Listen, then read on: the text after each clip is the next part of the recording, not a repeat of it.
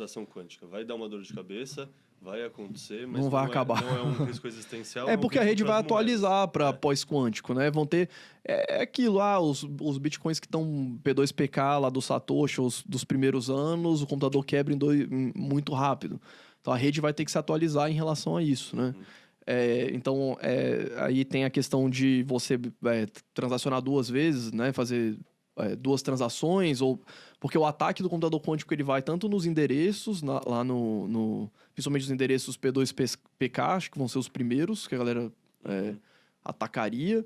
Tem um ataque da mineração, de você controlar a rede, porque o poder computacional seria absurdo, e você conseguir rapidamente fazer uma varredura no BIP39 e ver as palavras e sair testando tudo e testando o passphrase. Não sei até que ponto isso vai demorar. Pelo que eu vi das pessoas que entendem mais de criptografia, e tem aquela questão lá tem solução para criptografia pós-quântica, fácil, né, inclusive. A grande questão é que pelo que eu já estudei sobre isso, os bancos eles conseguem atualizar isso rápido porque eles são centralizados. Sim. Então, na descentralização, a rede toda teria que se atualizar. E aí, pelo que eu vi, uma das propostas seria a seguinte: basicamente demoraria tipo uns 6 meses para isso ser atualizado. E aí você teria uma queda de capacidade da rede em processar a transação enquanto isso não é atualizado, mas a ideia é exatamente ser uma coisa, o Bitcoin ser atualizável, né? Então, surge um problema, você atualiza e...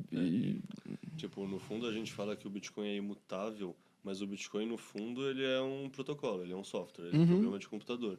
Ele é imutável no consenso social que emergiu. Ele já mudou bastante, né? Exato. Então, assim, se tiver uma dor muito forte, eu acho que é muito normal extrapolar que essa dor muito forte vai catalisar o ecossistema para agir rápido, ao passo que, sei lá, tem mudanças que estão há 10 anos na fila e o pessoal não está se importando porque, assim, não é a maioria das pessoas não vê sentido nela. E eu acho que uma vantagem também de ter tido alguns hard forks sem sucesso é que eu entendo que a rede já entendeu que o caminho não é um hard fork. Então isso é muito bom, porque imagina se não tivesse tido... Vamos supor que a gente tivesse atrasado. O Bitcoin tivesse surgido, sei lá, 3 anos atrás, 5 anos atrás. Não tivesse tido nenhum hard fork, ou fosse uma moeda muito pequena. Vamos voltar no tempo. Foi criado em 2008? Comecinho de 2009?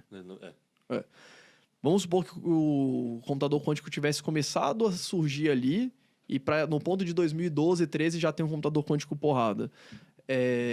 Talvez a proposta seria ter um monte de hard fork, porque cada grupo de minerador ia espirrar para um lado e aí acabar, às vezes, até matando, porque ia ter um monte de moeda porcaria. Provavelmente, assim, totalmente exercício de imaginação aqui. O que eu imagino que aconteceria é que o Bitcoin teria falhado e aí a próxima iteração da tentativa de fazer um eCash, que é um dinheiro na internet, nativo da internet, seria já com criptografia pós-quântica.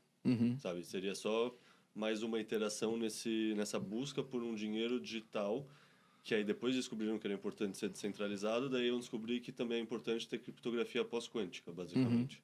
E o Nacélio, em relação a isso, o que ele fala sobre a atualização da rede, velocidade? Ele acha que vai dar dor de cabeça, vai ser problemático, mas ele falou que não perde o sono, que não é um risco existencial e que as moedas dele ele sabe que estão seguras, então tá tudo certo. Mas estão seguras porque... Porque é um endereço novo, não é um endereço antigo, então não é um alvo de ataque, não é um vetor de ataque. Qualquer um que não tá no P2PK... É muito mais tranquilo, basicamente.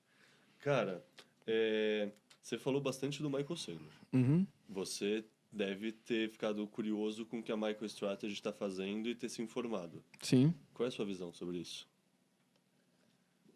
Eu acho bem legal porque o Michael Saylor, ele é uma figura emblemática, assim, até um pouco caricata, né? Ele usa bastante gravata laranja.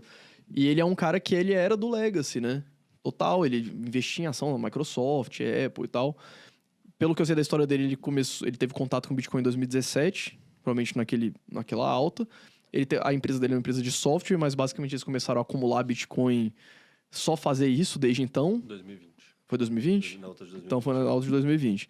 Começaram a fazer só isso, ele entendeu o valor. Tem hoje 5% praticamente dos Bitcoins, né? Ele tá em 400 e... 500. Já chegou nos 500? Então, tem mais de 5%, né? Se for pegar tudo que foi emitido. Não, é isso? Não, ele tem 2,5%, né? 2,5%. Mas Mas vai chegar nos 5. Vai chegar. Uns 2 anos. E ele fez um modelo interessante para comprar esses bitcoins, né? Porque ele, para quem não conhece, ele tem uma empresa listada na bolsa. Ele até mudou o nome da empresa, né? Para Strategy. Então ele tem a empresa na bolsa.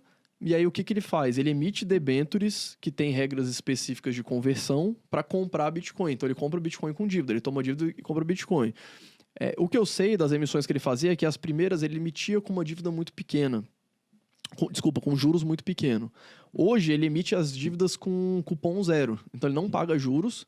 Essas dívidas são conversíveis em ações. Então, os credores conseguem converter em ações. E ele não tem o risco de ser liquidado. Porque o risco da alavancagem, o exemplo que você deu da mineração é... Você toma a dívida, o credor precisa receber o dinheiro. Aí você toma a dívida, compra a máquina, minera. Se você não vende o Bitcoin para pagar o credor vai te exercer e você quebra. No caso dele, ele não tem isso. Ele não minera, ele só compra o Bitcoin, mas ele não tem isso. Então, o Bitcoin virtualmente poderia ir para $10, $1.000, que ele ainda não seria exercido. Então, ele consegue comprar de forma alavancada. E aí, isso fez a empresa dele sair de $1 bilhão para $100 bilhões, né? Pelo menos, mais ou menos assim, ordem de grandeza em poucos anos. E eu acho interessante, cara. Assim, eu não acho que seja... Não vejo muita vantagem de você comprar a empresa dele, a ação da empresa dele, até porque o pessoal tem um trecho dele que é muito bom, porque o pessoal acusa a empresa dele de pirâmide. Por que ele faz? Ele emite dívida, compra Bitcoin, aí o Bitcoin sobe. Só que assim, o pessoal, nessa analogia, acha que tá subindo porque ele tá comprando, mas tá subindo porque tá subindo, porque vale mais, né? Então ele emite dívida, compra Bitcoin, aí o Bitcoin sobe, aí ele emite mais dívida, porque o asset dele aumenta, ele emite mais dívida, compra mais Bitcoin e vai subindo. E aí tem até uma entrevista boa dele com uma jornalista que ela fala, as pessoas falam que é pirâmide, porque você tá fazendo isso. Ele fala, do mesmo jeito que em Manhattan, quando os imóveis se valorizam, as incorporadoras emitem dívida para comprar, para fazer outros imóveis. É por isso que os prédios lá são tão altos, tá? Isso aí está acontecendo há quase 500 anos. Então, a analogia que ele faz é essa. Eu gosto, cara. Acho interessante, assim. Eu acho que ele é um grande divulgador do Bitcoin. Ele expõe bem. Eu acho que ele tem um entendimento de valor muito profundo da rede. Ele aparentemente se tornou um maximalista muito rápido, né? E ele sofreu isso na prática, né? Ele fala, cara, eu tinha $10 milhões numa conta na Argentina na década de 90, que virou pó do dia pra noite porque eles fizeram uma conversão compulsiva por um câmbio horrível e deflacionaram a moeda. Você sabe como ele fez para tirar o dinheiro da Argentina? Não. Comprou um barco e pediu pro pessoal navegar o barco da Argentina até os Estados Unidos. Puta que pariu. Porque é a maneira de você tirar um bem físico que tem valor da Argentina. É por isso que ele dá tanto esse exemplo, né? Ele fala, se você tem um imóvel em Manhattan e você quer tirar de lá e mandar para Singapura, você vai ter uma fricção gigantesca, né? Tem até aquela questão, eu até fiz um tweet falando disso, do negócio da entropia, né? Do Bitcoin. Porque você tem um Bitcoin, daqui 100 anos vai continuar sendo um Bitcoin, né? O ativo não deprecia. A rede, beleza, a rede deprecia. Mas o ativo, ele é imutável, né? Você não tem perda nele. Se você tem um imóvel e você quer vender ele, você quer vender, você vai ter que pagar a comissão. O imóvel se deprecia. Você vai comprar um apartamento, sei lá, aqui em São Paulo, de 40 anos atrás, se ele não foi reformado, ele está caindo aos pedaços, né? Então, o ativo deprecia. O Bitcoin não deprecia.